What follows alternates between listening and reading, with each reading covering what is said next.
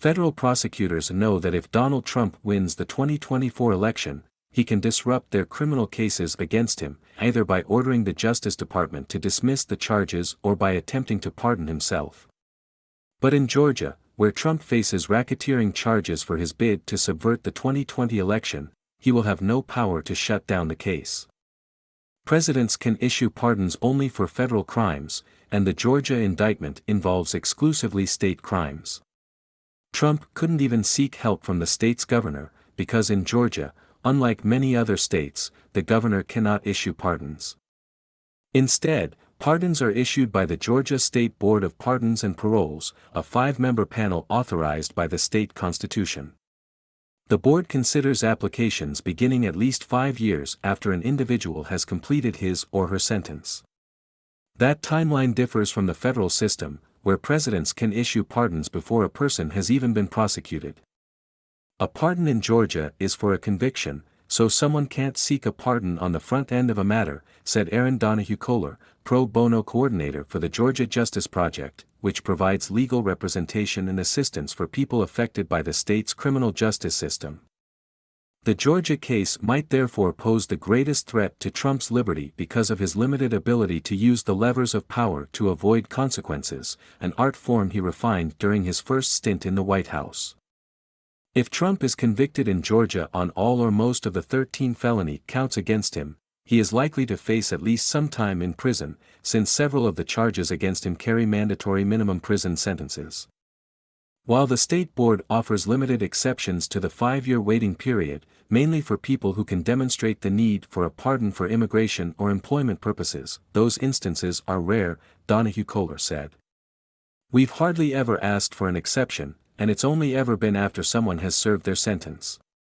Perhaps most challenging for Trump is that one of the primary qualities the board looks for in pardon applicants is someone who has taken responsibility for their actions and has shown remorse for them, Donahue-Kohler added. The former president has remained strident and continues to advance many of the same false claims about the 2020 election that fueled some of the charges against him. He has repeatedly dismissed the idea that his actions were anything other than justified.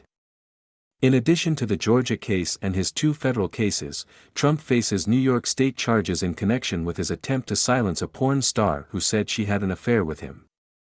In New York, the governor can issue a pardon, although Trump is unlikely to find a sympathetic ear there. The state hasn't had a Republican governor since 2006. But the New York charges, 34 felony counts of falsifying business records, are less serious than the Georgia charges and carry less risk of prison time. Even on the federal level, the possibility of a Trump self-pardon is rife with uncertainty. Special counsel Jack Smith is prosecuting him for mishandling classified documents and for seeking to derail the transfer of power to Joe Biden, and if Trump wins the presidency next year, he could try to pardon himself in one or both cases. He has claimed that as president he has the absolute right to do so. No president has ever taken such a step, so the issue has never been tested in the courts. Legal scholars, however, have largely written that the act would likely be unconstitutional or an impeachable offense. Former President Richard Nixon's Office of Legal Counsel concluded that the president couldn't pardon himself due to the fundamental rule that no one may be a judge in his own case. There is one final option for Trump on the federal level, which is that another president, likely a Republican, could issue him pardons in the 2 Smith cases. Some of his GOP rivals in the 2024 primary have suggested they would consider pardoning him if they took office. Former President Gerald Ford's pardon of Nixon in 1974, however, is seen widely as a cause of his political demise in the 1976 election.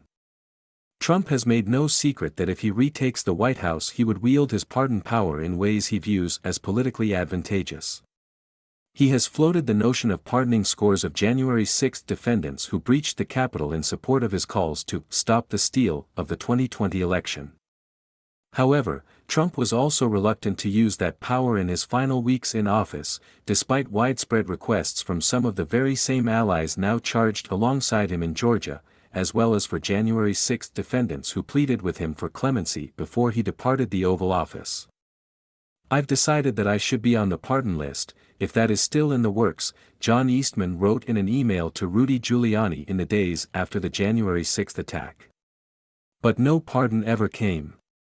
Eastman and Giuliani were among the architects of Trump's bid to subvert the election. They are now co-defendants in the Georgia case and were cited in the federal election case as unindicted co-conspirators. Trump did, however, pardon allies like Steve Bannon and Roger Stone, who were convicted during Trump's presidency for unrelated crimes.